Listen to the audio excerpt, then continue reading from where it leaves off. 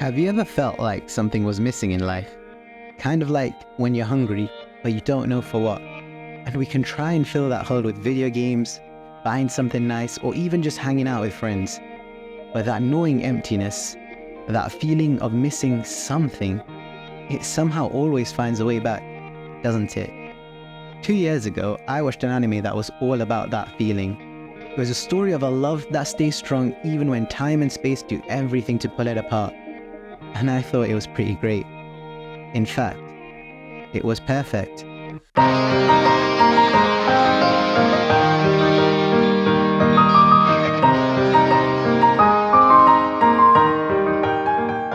I've been an anime fan ever since my dad got me into Dragon Ball when I was little, but my anime knowledge always revolved around Attack on Titan, My Hero Academia, and I never really stepped out of that shonen bubble. I mean, what did Slice of Life fans even talk about?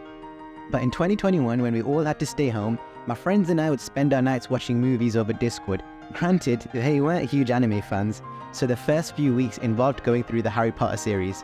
Eventually, someone suggested that we give Your Name or Kimi no Nawa a chance. And oh my god, holy... The story, the emotions, the animation, characters that leapt right off the screen, visuals that made my eyes water, and music that punched me right in the face before grabbing me by the throat and dragging me headfirst into a ballet of loss and connection that left me bawling my eyes out by the end. I know this film is considered old, and I know people have stopped caring, but I'm still gonna talk about it because this film is a masterpiece to me.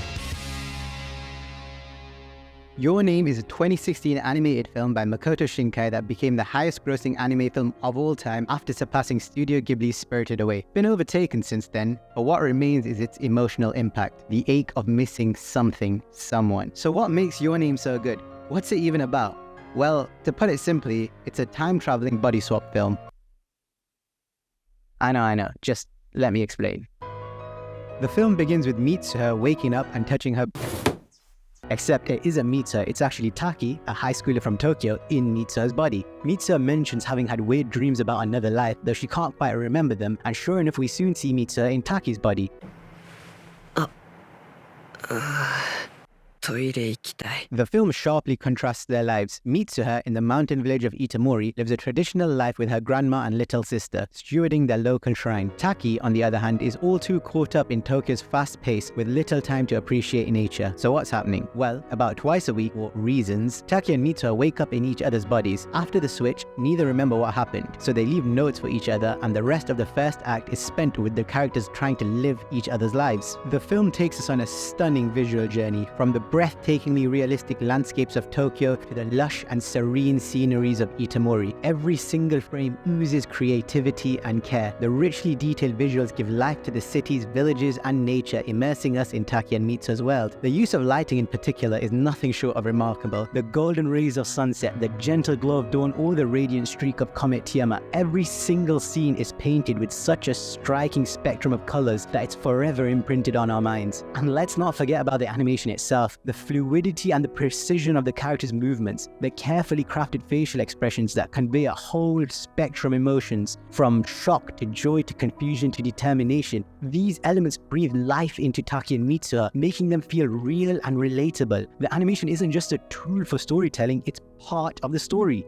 It creates a world so visually compelling that you can't help but lose yourself in it. We become part of the experience as Taki and Mitsuha get to know each other in the most intimate of ways. It's so cute that the pair never actually talk to each other, but they still fall in love just by reading notes of what the other did in their body the day before. And we're a part of that journey. We learn that they both share the same struggle. They're both searching for something, someone to make them feel whole, to get rid of the emptiness inside them. Taki is pressured by the weight of modern life, and Mitsuha feels trapped in the rigid ways of the culture and tradition she has a duty to uphold.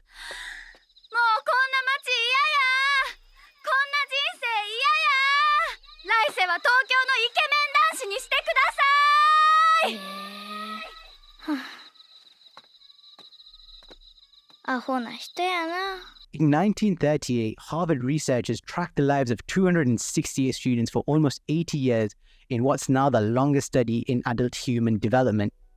They found that what makes us happy and healthy isn't money or fame or status, but it's actually the connections we make with others. You see, loneliness doesn't just make us sad, it also makes us unhealthy. Humans are born with a desire of finding what fulfills us, finding something or someone that makes us feel whole. This is something I'm sure everyone already knows, but then why is it so easy to forget? In the film, Taki and Mitsuha also keep forgetting each other after returning to their own bodies, so Mitsuha's grandma gives Mitsuha, but it's actually Taki, some advice. わしも少女の頃、不思議な夢を見とった覚えがある。夢で誰になっとったんか。今ではもう記憶は消えてまったが。消える。大事にしないよ。夢は目覚めればいつか消える。And yeah, you might forget your dreams, and you might even forget what you once held close to your heart. But just like the trail of a comet, your name leaves us with a light that might fade, but it's never truly gone. It serves as a testament to our shared experiences, to the connections that bind us, to Musubi. Musubi? 土地の氏神様をな、古い言葉で結びって呼ぶんやさ。この言葉には深い意味がある。The film heavily integrates this important Asian concept of Musubi, also known as the red string of fate. Joining threads is Musubi, joining people is Musubi, even the passage of time is Musubi. The braided cords Mitsuha makes represent the literal flow of time itself. They twist, tangle, unravel, and reconnect. That's Musubi. That's time. And it's something that even more recent Western shows have touched on. Coach, what's with the red string? Ah, great question. In Japanese culture, they have a myth where they believe that all soulmates are connected by an invisible red string. And those strings are attached to each of their little fingers. Your Name does a wonderful job of showing us the effect being in each other's bodies has on the characters. Mitsuha is more masculine and assertive while Taki is in her body, and Taki is more feminine and less impulsive when Mitsuha's in his body. The pair's circle of friends really add to this. We see Taki brought to tears after he sees Mitsuha's sister after a long time, and he calls Mitsuha's grandma, Grandma. It's almost like they're his family. In Taki's body, Mitsuha even arranges a date with his co-worker, Miss Okudera, and during their date, Okudera notes that Taki is behaving differently because up until this point, she was used to Mitsuha in Taki's body. And this is where the music really shines. The entire soundtrack for the film is composed by Radwimps, and while songs like Sparkle will rightfully get most of the attention, my favorite track is something much more subtle. Mitsuha has her own theme which plays whenever she's on screen, and one of the reasons I adore this theme so much is because it's played during Taki's date with Miss Okudera, despite the fact that Mitsuha is nowhere to be seen. She was the one that made the date and she wanted to be there, so they play a sad and melancholic version of her theme. After Taki's date, his text to Mitsuha stops going through and he loses all connection with her. The pair never swap again and he has no idea how to find her, save for a sketch he made of her hometown. Taki, with the help of his friends, sets out to find Mitsuha, and I honestly found this quite endearing considering they put down what they were doing to help him and they don't even know where they're going or if the place even exists or if the girl even exists. But eventually, through Taki's drawings, they do end up finding Itamori, and that's when it happens.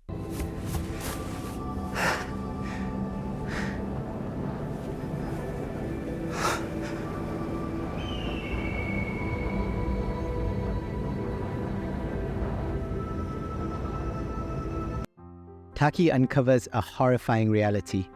Itamori has been destroyed by Comet Tiamat, and everyone he knew from Mitsuha's town is dead. Not only are they dead, they'd been dead for 3 years. Taki wasn't just swapping bodies with a girl from the mountains, he had been swapping bodies with someone that had died 3 years ago. Taki's memories of Mitsuha begin to fade as he rushes up the mountains to the shrine where he, in Mitsuha's body, had left her Kuchi Kamizaki 3 years prior. Drinking it, he forms a union with half of her, and he's guided by a thread that she gave him 3 years ago and able to travel through the Netherrealm, and we finally see Mitsuha again in the future, in Taki's body, alone and empty at the shrine, where she sees her hometown completely devastated, and she realizes that she's dead. Meanwhile, Taki finds himself in the past, in Mitsuha's body, where he desperately, along with Mitsuha's friends, tries to plan an evacuation to save Itamori. With no other options, the pair rush to find one another at the mountain shrine, where they're both in the same place, but at different times, connected by their braided souls. And that's when twilight hits, and we're treated to what is without a doubt my favorite scene in all of anime. Taki-kun. Taki-kun. Taki-kun がいる。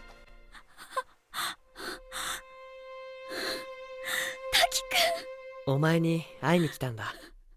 大変だったよ。お前すげえ遠くにいるから。でもどうやって？私あの時。三葉の口噛み酒を飲んだんだ。え？あれを飲んだ？ Remember when I said Mitsuha's theme was my favorite? Well, I might have to reconsider because Kataware Doki is one of the most beautiful anime themes ever. Ever.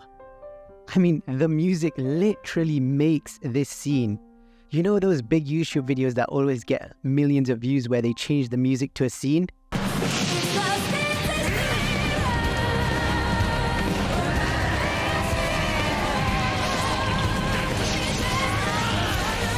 You can't do that with this scene. It's that perfect. And as if the film couldn't tug on our heartstrings even more, the pair soon decide to write their names on each other's hands so that they don't forget each other. But right before Mitsuha is able to write down her name,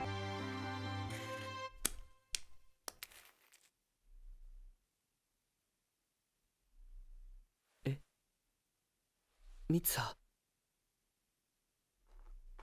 おい、Mitsuha.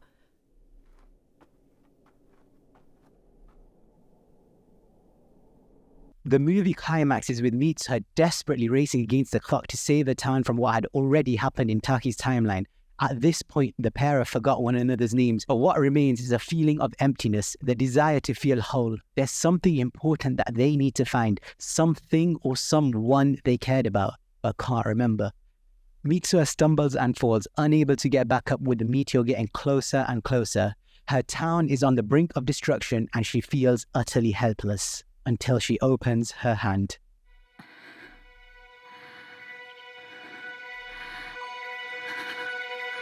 I'm gonna be honest here, I didn't see this coming at all. It's genuinely one of the most romantic and heartfelt moments I've ever had the pleasure of witnessing, and when I first saw it, I cried like a big. In all seriousness, look, I get it. The film has its flaws, and I know that not everyone will share the same experience that I did. And that's okay. Your Name isn't perfect. But that was never the point. It was never a film about dreams fading when we wake up. It was about how we as humans can so easily forget our real purpose when we fall asleep. Humans are supposed to make connections. The Harvard study tells us it's not about the amount of connections we make, but the quality of them. Taki didn't even know he loved Mitsuha, even if it was so obvious to the rest of us. And it was because of that he missed his chance. But he kept trying, even when time and space were against him. Even when his friends kept telling him to give up. He did everything and anything for a chance to see Mitsuha again. And that's the thing. It never feels forced. We know the two love each other even before they do. Mitsuha goes on a 4-hour train ride all the way to Tokyo to meet Taki before he even knew who she was. She cuts her hair short because Taki always complains about how difficult it is to braid. Taki skips school and work to travel to a place he doesn't even know the name of to find a girl he hasn't ever spoken to. When he wakes up in Mitsuha's body, he isn't hugging himself, he's hugging the body of the girl he loves, the one he thought he'd lost. 5 years later, the pair are still searching for something, for someone. Taki and Mitsuha were successful in saving Itamori, but in doing so, they had to give up what they cared about most, their memories of each other. That love they once shared still remains, even if they don't remember being in love in the first place. This time skip is an almost 8-minute long heart-squeezing sequence that ends with the two finally finding each other out of sheer luck. Except it's not luck. It's the same message that the film's been teaching us since the beginning. It's the message that what's tied together by love can never be separated. It's the message that even if time and space do everything to pull it apart, it doesn't matter. Because no matter the time or place, the separated will always come back together again. Because that's Musubi, a union.